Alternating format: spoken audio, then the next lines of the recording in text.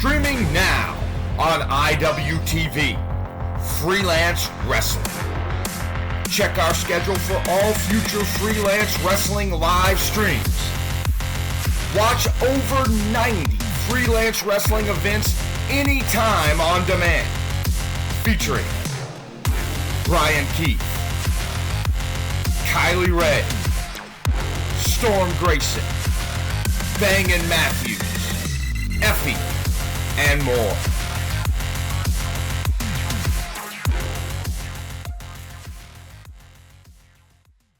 Hello and welcome to the latest Business of the Business podcast. I'm your co-host, JP John Paz from the Two-Man Power Trip. Of course, joining me is the financial wrestling genius himself, the Dr. M. What's going on today, Lavie? Hey, John, we're in July. It's sweltering. I see as we're recording this tomorrow, it's supposed to feel like 114 degrees. I've never seen something like that before in New York, but bring it on. I always laugh at that. Like, it's supposed to feel like it. So shouldn't it be generated, or shouldn't you just call it 114? You know what I mean? Like, if it feels like it, that's what it is. It's like when they say it's not the heat, it's the humidity. Yes, always confused me. So what is going on right now in the world of GCW? I feel like there's a lot of news because maybe AEW could be coming into play here, oddly enough, for Game Changer. So, of course, as we've been reporting on ourselves, My AEW is really quickly gaining ground, at least in terms of signing up promotions. It has the momentum. It has the big brand behind it. It has the connections to independent wrestling. So myaew.com. So Fightful is reporting that GCW held discussions with the AEW about potentially joining My AEW. Now, Sean Ross Sapp had Brett Lauderdale actually on his podcast. Brett turned the video on for Sean. I noticed that. I love that. Finally, Brett. Yeah, it was a little bit too close, but we have to get Brett to do that, although we're appreciative of all the appearances. I listened to the hour, but it was also transcribed. So I've talked to AEW about My AEW. I think it's a nice option to have, and obviously every company is different. We're different than most other independent companies. So for a lot of people, it's a no-brainer, and they should join today or yesterday or tomorrow. It's a great affiliation to have. It's a company with a lot of resources. Obviously, it's an opportunity to have some stability. Now, there are other companies who depend on a certain amount of revenue and who have depended on a certain amount of revenue and generate a certain amount of revenue from their streaming and pay-per-views and whatnot for years or many years. And they need to make decisions based on business that allow them to continue either as they've continued or to a level that their fans expect. So I don't know where that puts House of Glory. Just a side note from me, I don't know either, because House of Glory has their August show on their website, but they have no distribution platform listed yet. I don't know where that puts GCW now in the future. But right now, the best decision for GCW is to stay with Triller. But like I said, that's a great option for so many companies to finally have a new platform, some new hope, and again, a great affiliation. I think it's great for indie wrestling. So just a quick side note, and of course, there's a crossover with Adam Abdallah of Produce Wrestling, who's a longtime collaborator with Brett. This was just breaking news. WWID talent Marcus Mathers has been pulled from Volume 2, which was supposed to air as a pay-per-view, of course, which will air as a pay-per-view, of course, on My AEW. Then in terms of Brett and Triller, John, I'm not sure if you saw this on Post Wrestling. David Bixenspan had a little super chat or whatever it's called, and it appeared on the screen. And he said, very matter-of-factly, I guess, however you'd interpret just typing something, Tony is not paying Brett Lauderdale $100,000 a month. So that made me think, is Triller getting paying, or if they're behind or whatever, we don't know. Are they supposed to pay GCW $1.2 million? So I went to Brett directly, and I did get on the record. Wow. Okay. That is because I am a broadcast journalist now, John. Yes. That is not accurate, but I wish it was. Oh, okay. All right. Nice. So that kind of sent me down the road a little bit of like GCW's business plan, business. And I didn't confirm anything else with Brett because, sometimes it's just good to have a thought exercise. And then we can check in with him later and kind of see. But just in terms of a thought exercise, so if it was 1.2 million, that would be $16,000 per show. Let's say, John, it's even half of that. So $8,000, I think that puts you in a pretty good position per show in terms of covering your costs, meaning the type of venues that they rent, flights and talent, and it kind of, without knowing, but it kind of makes everything else a little bit of gravy there. So we had from Eventbrite a little dirty math there a few months ago. It was about 400 fans per show. I was looking at GCW's general tickets, about $60 a ticket, which would be $24,000 per show. Let's assume merchandise per head, $4,000. If you were to add this up with the high number, and we're not going to assume that it is, 44,000 times 75 would be $3.3 million gross a year. So let's have that, and 1.65 million. So that's not bad either. Obviously, that could be very off. There's 1,000 Patreon members. Obviously, there's some significance to it at some point because a whole lawsuit stemmed from that originally. One area that I think GCW could improve upon is the YouTube numbers.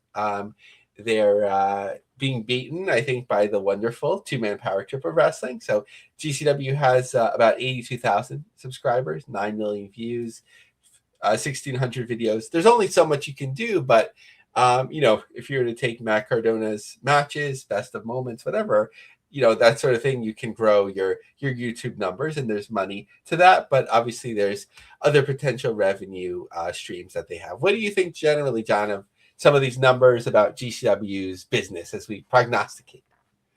It does seem like, I think, Big Span might be a little loony there. It might be a little crazy with that $100,000 figure, but it does seem like they're in pretty good standing, just as far as when you put everything together and kind of almost like not lowballing it, but you're not going crazy high either on it. So I feel like they're probably withstanding. I think they're doing pretty damn good, I would imagine, as long as Triller is paying them. Yeah, and at one side we would think like Triller is behind, but how far would GCW let them get behind without exploring other options or whatever it may be? So a lot, potentially there, but I would assume that there's some money crossing over, even if maybe they're not, all the way there. Now, in terms of other GCW news, Effie is taking a break from GCW. Nice. Effie is fine, but maybe it's time to explore some other things. Just looking at some of their recent shows and upcoming shows. That Life of Crime was just GA only. We talked about LA, that it was sold out or nearly sold out. The Bash at the Ballpark, July 4th. Like we talked about, I think the win is that however they did last year, it was intriguing enough that, they're coming back. I don't know if this is something where GCW rents it, it's a partnership or whatever, but we've seen TNA Wrestling obviously do really well there at Maimonides Park, and Ring of Honor do pretty well, but big breaks in between. There was a little bit of independent wrestling there from time to time, I think even crossing over to some of the TNA years, but a second year for GCW is intriguing. Last I checked, though, there was plenty of tickets available, but the July 4th Backyard Tradition is not ending. It's just going to be a second day later, so on the 5th. In Manchester, New Hampshire, plenty of tickets left. Almost the first row sold out. In Dallas, first row sold out. Tulsa as well. So the Bad Boy show. First two rows are sold out, 8 remaining in third. So that's nearly gone. First row of the stage is sold out. So second and third row plus GA. So John, you got to get moving on that, especially if you want a good seat. Yeah, I feel like that one's going to be sold out, maybe. You know what I mean? It seems like it's selling pretty good. Yeah, especially like if GCW has like an intriguing hook and Obviously, if it's a venue that just holds a few hundred. Atlantic City is something that we've talked about since the beginning, but the last few years, it's really seemed to have struggled outside of full death match weekends. The homecoming thing isn't what it used to be, with the first row just sold out about 6 weeks left. And they're returning to Anchorage, Alaska, working with 907 Wrestling. Last time, it was a fairly small venue, and kind of almost felt like a check mark, right? Like, okay, we were in Alaska, but obviously it makes sense for them, especially collaborating, to return all that way. So just looking at their recent schedule. So we talked about LA and Mesa, Arizona, the Bash of the Ballpark, New Jersey, Hartford. So Brett actually mentioned on Fightful his connection to a concert or a venue manager, I guess, and that sort of gets him in places like Hartford, that are a little bit more upscale than some of the other venues, in my words. We talked about Manchester, Dallas, Tulsa, Omaha, Nebraska upcoming, the Minneapolis shows, sort of I think that's kind of led by First Wrestling, 20 Years to the Bad Boy, and then the homecoming events. Interestingly, with Raw in Atlantic City for the first time in a long time, Matt Cardona was tweeting about that back in Atlantic City for WWE. The man was born on Long Island. Matt Cardona, the wrestler, was born in AC. So still throwing it back and giving credit to GCW. Nice. Good job, Matty Cardona. Now, as far as TNA is concerned, I wanted to start off with a little poll that you put out there. You said, what is or was your priority pro wrestling watch for today? Obviously, you posted this on Sunday because there was so much going on, but please, Lavie, let us know what you think about that, because there was a ton of wrestling on, not only Sunday, but the whole weekend.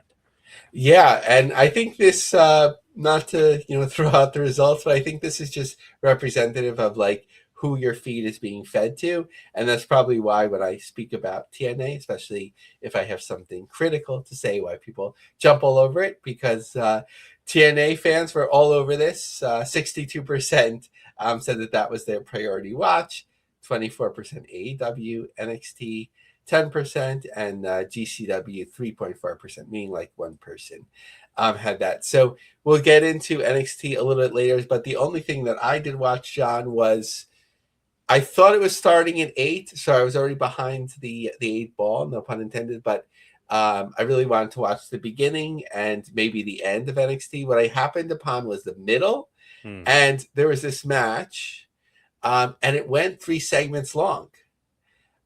They had commercial break, they showed the match, commercial break, they showed the match, and I just couldn't believe it that's how they were utilizing that time. So I wasn't surprised that their rating wasn't as good. Did you have a chance to check out any of these?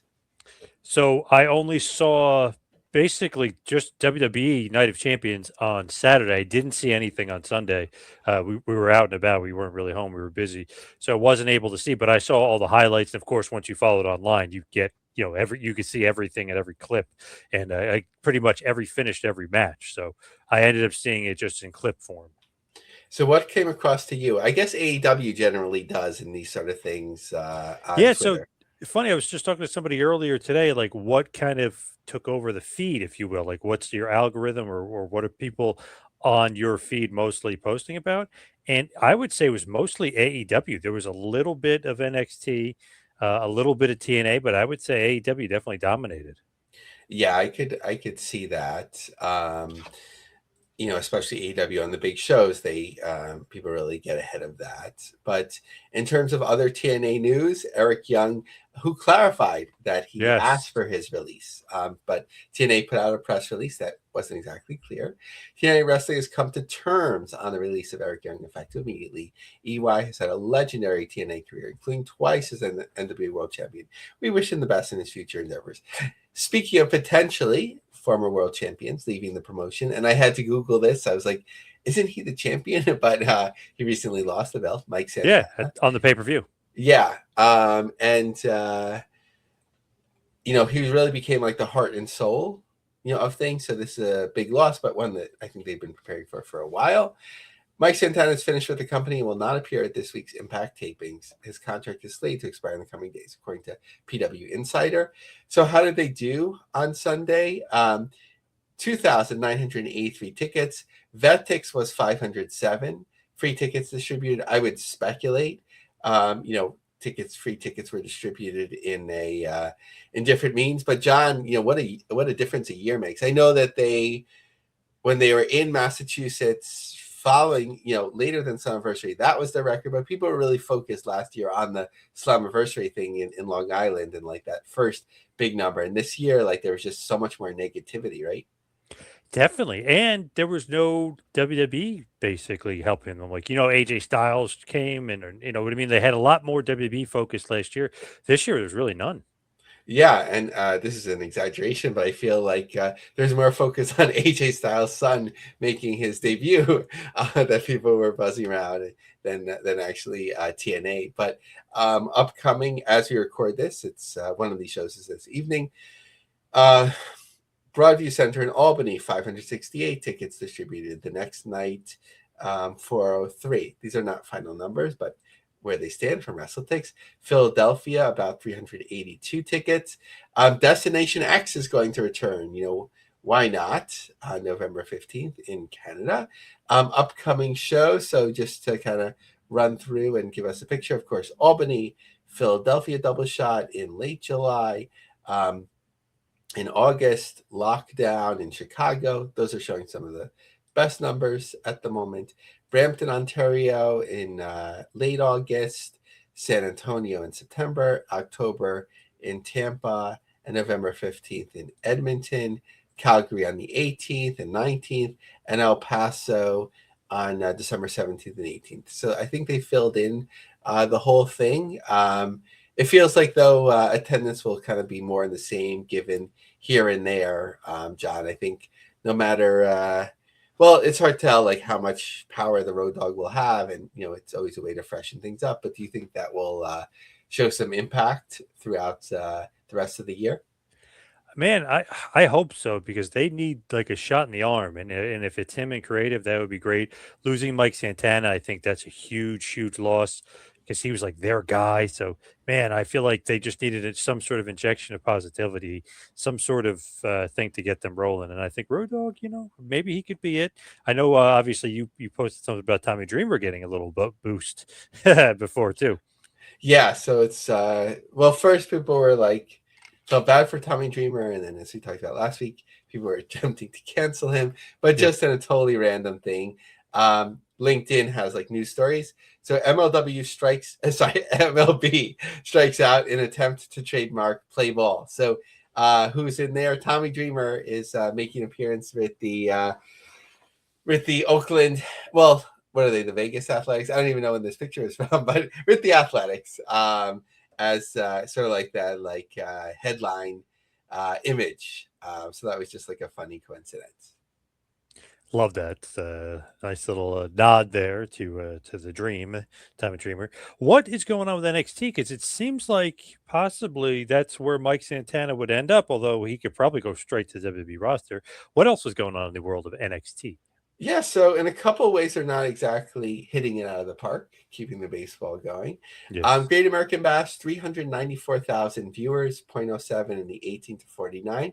And that's pretty much, usually you'd think wrestling has to be ahead of things. But according to US TV DB, in terms of their Sunday night primetime average this year, that's pretty much where they are, 350 to 450,000, 0.05 to 0.12, 18 to 49.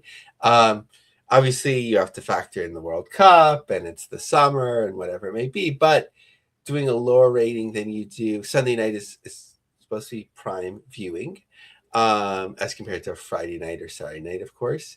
And doing far below your average, is challenging. Obviously, they put themselves up against AEW and the World Cup. So I don't think that's a win for them. What do you think, the CW is thinking about that? Man, I feel like they were hoping a lot more than that. You know what I mean? If it's a PLE and you're airing it for free on television, and the show does like 500 or 600,000, you're only getting 394 or 400 for the big pay per view, the big blow off. It just goes to show you, it's like, man, I don't know if you should be going head to head with AEW, and it's just like the same day as TNA. It's just like too much wrestling on one day, and maybe get your own separate day and try to promote it that way. Yeah, I'm really curious because they'll have a while at this. I forgot how many, a year, maybe four. But that could just be my like retroactive brain, right? To four. I thought it was once a quarter, so it would make sense if it Okay. was. It would make sense if it was just 4, but I'm not 100% sure on that. Okay, great. But we'll obviously have more examples to see like comparisons, but I definitely don't think it's a disaster, maybe disappointment. One of the things that can get away from us, but we try to come back to it every once in a while, is the NXT events, especially the house shows, because the PLEs people focus on, but wanted to look at 2026 to date, according to WrestleTix, in terms of what's tracked. Obviously, this doesn't count the Florida loop. There may be some other events that didn't have ticket maps that can be counted. I recall one of them specifically that you could sort of determine the numbers based on their like ticketing system, but that wouldn't be factored in here. So we'll just look at what's here. So according to WrestleTix, 1,126 average to date. So going back a bit, in January, Knoxville, Nashville, Birmingham, 1,300, 740, 968. In March, Houston, Oklahoma City, and Allen, 1,400, 734, 1,600. In April, St. Louis, Utica, and White Plains, 1,700, 1,100, 2,640. In May, Canton and Johnson, Pennsylvania, 1,300, 1,600. In June, 1090, 915, 755 in Pikeville, Corbin, and Evansville. And on August 13th, looking ahead, they've distributed 750 tickets thus far at the Neshawat Convention Center, the Mid-Hudson Civic Center, as we best know it. So that'll be an interesting comparison to ACW later. Then in September, they are doing the Crockett Loop there, Township Auditorium, Columbia, South Carolina, September 25th. I feel like WCW, right? Like that Township Auditorium when they would say like the events really quickly. Yeah. September 25th, September 26th in Greensboro at the Field House of the Greensboro Complex. No numbers yet on these, but fair amount of tickets remaining. And Knoxville Civic Coliseum, using a very small part of that venue. Now, just as far as MLW is concerned, and just tying it into WWE for a second here, so Bishop Dyer was a part of MLW, obviously Baron Corbin in WWE. The rumor's been that he's going to be in WWE and return to WWE, and the whole thing is that he's Danhausen's the guy that he's creating the, what the heck do you call it? Like the future Danhausen, the Frankenstein's monster or whatever of that. So what the heck is going on with him at MLW? Because are they using him leaving as a storyline? Yeah, it's kind of weird. Maybe unless he's staying, or maybe they just have video to carry them through the next 4 or 5 weeks. I'm not sure where they are in terms of their pacing of their tapings, and you might just be able to have that and be like, oh yeah, he didn't leave because we have all these matches or appearances upcoming. So it might be like a weird timing thing, but Fightful wrote it and then MLW reposted it. So whatever that means, MLW announces that Bishop Dyer is in a contract dispute with the company and a decision will be made next week on Fusion. So that's kind of weird, especially for MLW, because they're always like, not like a lot of times there's been like weird ends to contracts that are like a lot shorter than you would assume their commitment is. They also posted the connection between MLW and CMLL continues to grow in new and exciting ways. They had then had a link to Watch the Signal, and I didn't know like what that meant exactly when I was looking at the video for a few minutes. Maybe you have to watch the whole thing. MLW Fightland in South Carolina still has front row tickets available on September 12th, but generally looks like it's doing well. MLW Slaughterhouse has the 2300 Arena return. It's interesting. One section is completely gone, and then the other 3 sections behind, besides the first row, have tickets remaining. And the long talked about Azteca show in Chicago area looks nearly sold out. So Baron Corbin could be on his way out, and the clone of Danhausen, the Frankenstein's monster clone of Danhausen. So what's going on in the world of the NWA? Seems like they're doing a lot of interesting, like little things, like showcases and tournaments, or I don't even know what it is. Tryouts, maybe. What's going on with NWA? Yeah, more than I was expecting is going on. So interestingly, and this speaks well to their prospects. Firstly, Adam Ware, who we've talked about now for, especially since they've come to Comet. He's on vacation, or he was on vacation last week in Tuscany, and it's showing him at an airport or wherever that he's watching NWA. Like most of his LinkedIn postings now are about the NWA. So obviously he's enjoying it a lot, and certainly for a seasoned executive on your platform to be posting about you all the time is a great thing. Just showing the strength of the relationship. First, I ignored it because I thought there was a NWA promotion called NWA something about fire or whatever, but this is something else. Into the Fire. So do you have what it takes? So August 21st and 22nd in Tampa, they're going to have tryouts. You have to email them, but they're not specific about what they want you to email them, and then they're going to just choose 8 people from that. So, and then it's going to be apparently a special or some sort of series on Comet. So the fact that Comet wants more content for the NWA, I think, is the most important thing. Now, a promotion called NWA that's having tryouts in Tampa, given the history of the Grahams, I would just be like, no, thank you. I'll take it somewhere else. Obviously, given the all the stories of people getting on, what's it called, the sugar plum hold, John? Right, and you get stretched. yeah, and more. So, but that's a joke. Obviously, no danger to the people that'll be participating in this. But something I like really sort of grassroots that I came across, Territory Classic. The World League Wrestling, August 15th at the Harley Race Wrestling Arena. They do have, I think, all the affiliates participating in this showcase, and that's kind of a cool thing. I'm not sure how much it'll be highlighted beyond their own vehicles, but there's that. 78th anniversary show. Mostly the first row sold out, some in the second row, and a little bit here and there at the 2300 Arena. Then, of course, there are tapings in Tampa, August 22nd at the PBS studio over there. So they're kind of keep doing their thing. NWA keeps on keeping on. What in the world right now is going on with our past guest Vampiro and his NWE promotion, which we literally have only talked about twice, really, I believe, on the show. Really, just with Vampiro and now. Yeah, and I had to look up, John, after the conversation. I was like, how many people did the Ultimate Warrior draw in his last match? Wasn't it over 15,000 or no? Is that inaccurate? So I think he said 50, and then I think the number was 5,000 to 6,000 when I looked online. It could take some more investigation, but that was like the quick update that I saw.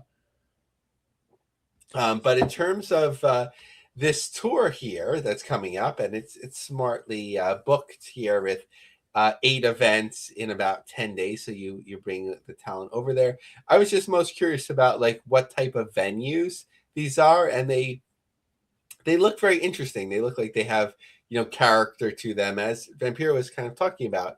Sort of like the cool look of them and so on. So just to go through them quickly. So Alicante has a configuration of 2,000 to 5,000. This hasn't had much major wrestling there before. In Sevilla, and apologies for all these pronunciations, Pabellón San Pablo. It's a municipal multi-sport complex. Capacity 7,600 fixed seats. It has hosted Copa de España de Lucha Grappling in the past. Typically, it has basketball. Madrid La Cubierta, around 10,000, a bull ring style with good atmosphere for a live crowd. It has hosted such events in the past. Barcelona, Palau Val de Hebron, 4,000 to 7,000 people. I believe they've had NWE events there before, so that's Spain. In Italy, Napoli, 4,000 to 6,000. This is scheduled to be a TV taping. Desio, Paladesio, near Milan, 8,000. Brescia, flexible up to 2,100 seats. And an 8th spot as well. So some of them had more open maps. One of them, what looked very like in terms of the setup that they were showing, maybe there's like a big GA. It was just like 2 rows of seats. Others, obviously, given these capacities, is much larger. But it looks like, it has character. You have a number of talents, on the card that sort of like are a mix of known names and up and comers. So like Uha Nation, Mustafa Ali, Nikki Storm and Big Damo, Ultimo Dragon, Jinder Mahal. So it's kind of like if you're a casual WWE fan, you know some people. If you're into the independents, you know some people. Some of the throwback wrestlers, even going back to as far back as the Monday Night Wars. So I think it's like ripe for something. It's hard to tell exactly what it'll be till we see it, but looking forward to eventually seeing it on Amazon, especially if it's not behind a paywall, if you have Amazon Prime. Interesting. Now, how about Masked Republic? Speaking of Kevin Kleinrock, we talked about Masked Republic before, obviously many, many times. What is going on with them? Yeah, so just an opportunity to look at like year to date. A little bit bumpy at the beginning in terms of rescheduling and so on. So just to see how they're doing. In a limited number of shows, 1161 average. Now, as I understand in terms of the business model, that they an arena would purchase the event. They're in a lot of big venues. In Loveland, Colorado, in January, 1,078 tickets distributed. In May, 2,480. So that's pretty impressive. In June, in Maine, 364. On August 28th, so far 793. In Brookings, South Dakota, 113. In Dubuque, Iowa, 344. And October 3rd, they are scheduled in Reading, Pennsylvania, and that looks like another big venue. So, it's really up to these venues in terms of would they have booked it for something else? How much does it cost them to book the venue? Obviously, if you're doing just a few hundred, if it's a multi-thousand person seat venue, that would be somewhat disappointing. But in terms of getting nearly 2,500 in Texas, that seems like a win. So interesting to continue to follow them. And of course, we have our biases with wanting to cheer on Kevin Kleinrock, often not only an often guest, but often name dropped on the show. Very, very true. Now, do you want to talk about the Joshi world? See what's going on with Stardom and Bushiroad and all the Joshis. Yeah, so the notes continue to grow even up to the minute as we're recording. So I think one of the things that's interesting to watch, John, is now that there's not New Japan under Bushiroad, I was wondering, like, will there be more resources, attention paid to Stardom? And I think we're starting to see that pay off already. So Stardom announced the launch of 2 brand new official YouTube sub-channels, Stardom World and Stardom Global. The Stardom World channel will focus primarily on match footage, bringing archived videos from its history. One archived match will be released every Monday and Thursday at 8 Japanese Standard Time. The Stardom Global channel will be shared international event coverage, content tailored for global fans, and Stardom from a global perspective. New videos will be released every Sunday. I think both sound like a smart idea. Now, just shared today, Bushiroad announced a business unit reorganization that will integrate and develop its sports unit into a live entertainment unit. This will place its subsidiary Stardom into the group's core live entertainment unit, aiming for further enhancement of IP value and a transition to a growth phase. This restructuring aims to concentrate resources on core businesses and improve investment efficiency. As part of optimizing the group's overall business portfolio, Stardom, which offers high growth potential and synergies, will be integrated with the existing infrastructure of the live entertainment group. I can definitely see the synergies with those pop star type events. Bushiroad Group plans to fully utilize the know-how it has cultivated with its own IPs and so on. Stardom into the ultimate live entertainment that transcends the boundaries of traditional professional wrestling. Furthermore, the know-how gained from Stardom's event management, which involves holding over 100 events annually, will be applied to other content with the group, promoting mutual growth with each IP, and so on. Taro Okada, the president and CEO of Stardom, commented also, Stardom has now moved to the Bushiroad Group's live entertainment and will be starting anew. This organization change is by no means intended to maintain the status quo. We see it as an aggressive restructuring aimed at enabling Stardom to achieve even greater success. So more that one can read about it. Finally, in terms of Stardom, they always get press in terms of talking about Sukeban, they always get press in very high profile, respectable publications like Variety, some of the women's magazines, and now they're in the New York Times. Is women's Japanese wrestling's fashion's favorite new sport? Let me read that again.